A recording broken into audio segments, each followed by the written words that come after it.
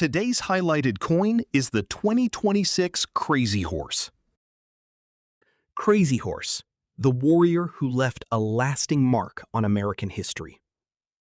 Chris's new round, Crazy Horse, is a depiction of the Sioux Indian chief who, along with the Lakota chief Sitting Bull, were responsible for the massacre of Lieutenant Colonel George Armstrong Custer's 7th Cavalry Battalion of 250 men at the Battle of Little Bighorn on June 25, 1876. Custer was attempting to return Sitting Bull to his reservation. Crazy Horse's simultaneous surprise attack on Brigadier General George Crook's cavalry unit during the Battle of the Rosebud Creek delayed Crook's troops from arriving in time to reinforce Custer's men. By the time Crook arrived, Custer's men had been scalped, stripped of their clothing, ritually mutilated, and their bodies were partially decomposed. This made identification very difficult. But Lieutenant Colonel Custer's body was finally identified. He had 2 bullet wounds, one to the chest, which was believed to be fatal, and another in the temple, which was believed to have been delivered after his death. The rumor that Custer had committed suicide was disproved, as he was right-handed, and the wound was in his left temple. Custer was initially buried with the remainder of his troops on the battlefield on June 2, 1876. But in 1877, his body was exhumed and reinterred with full military honors at the U.S. Military Academy Post Cemetery in West Point, New York.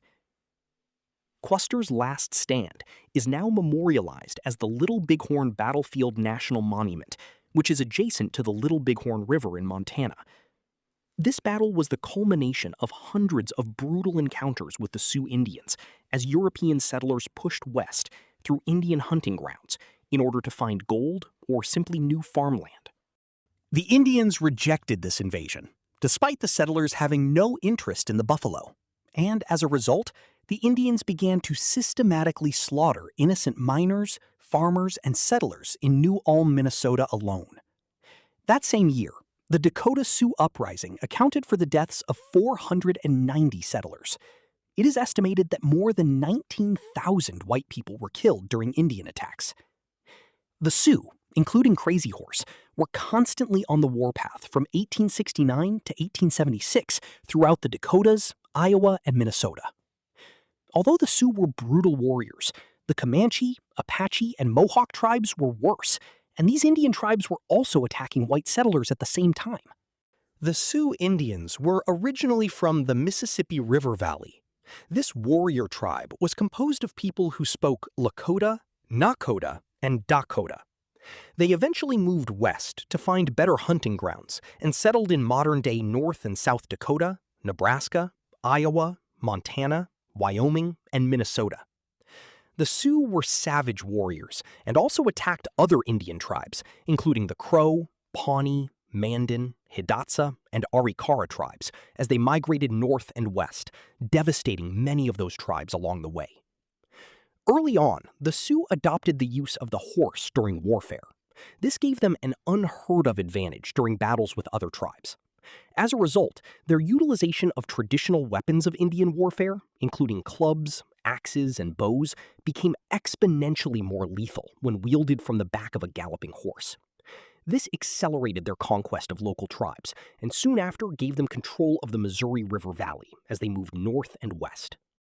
The Sioux attacks escalated when, in 1874, gold was discovered in the Black Hills of South Dakota. This caused a flood of miners to pour into the region. The Indian raids on innocent people, including men, women, and children, intensified. Local militias were established in order to protect the white people from these attacks, but the savage raids continued to increase. As a result, the U.S. Army was finally called in to stem the carnage. These Indian attacks had a long-standing and bloody history in the New World. The first recorded battle with Indians took place in New England during the Pequot War of 1637 to 1638. The savagery of the Indian massacres of the white settlers was so extensive that the settlement of Plymouth was actually threatened. This war, referred to as King Philip's War, continued for 2 years until the Indian leader, King Philip, was killed in 1676.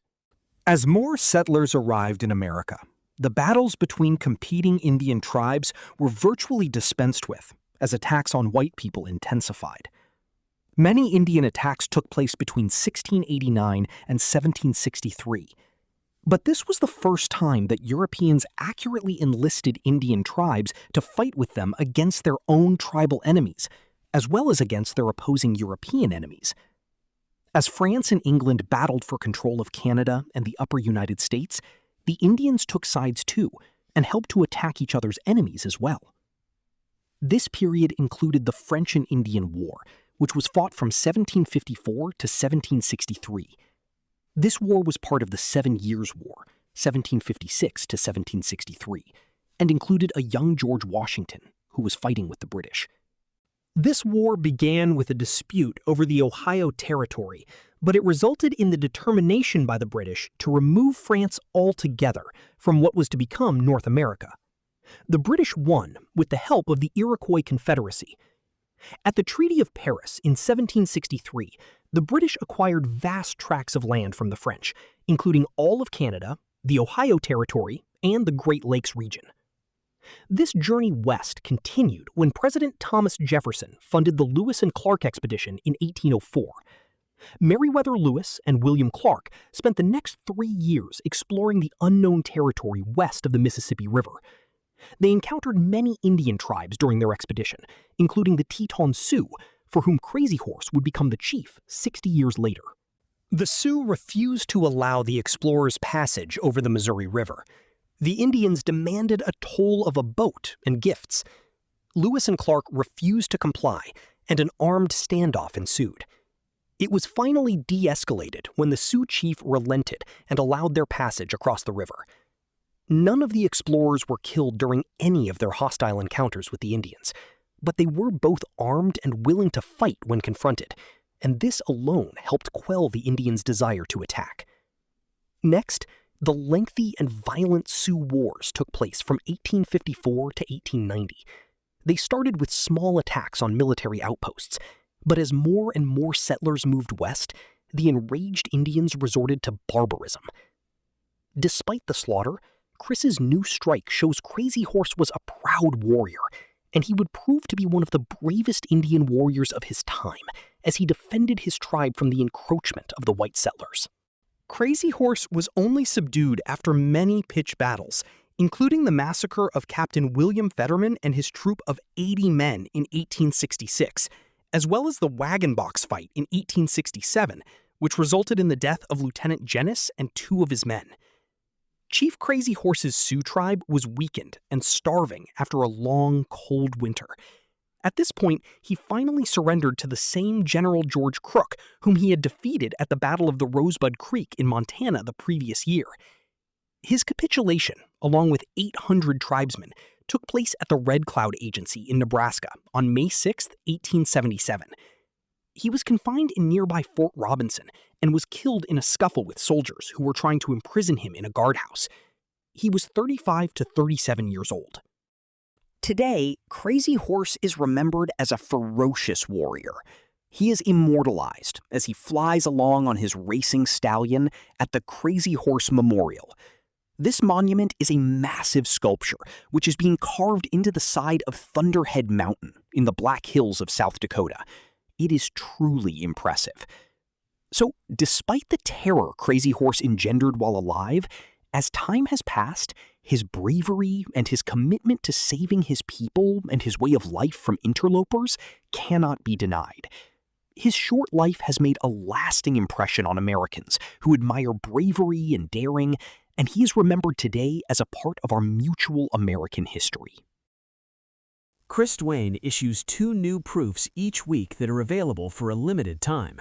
These proofs come in a presentation box with the certificate of authenticity, as shown here. They are also available in BU Brilliant Uncirculated versions, which are only stamped once, and they come in copper as well. You can check out all Chris's Silver Shield proofs and all things Silver Shield on ChrisDuaneSilverShieldCoins.com.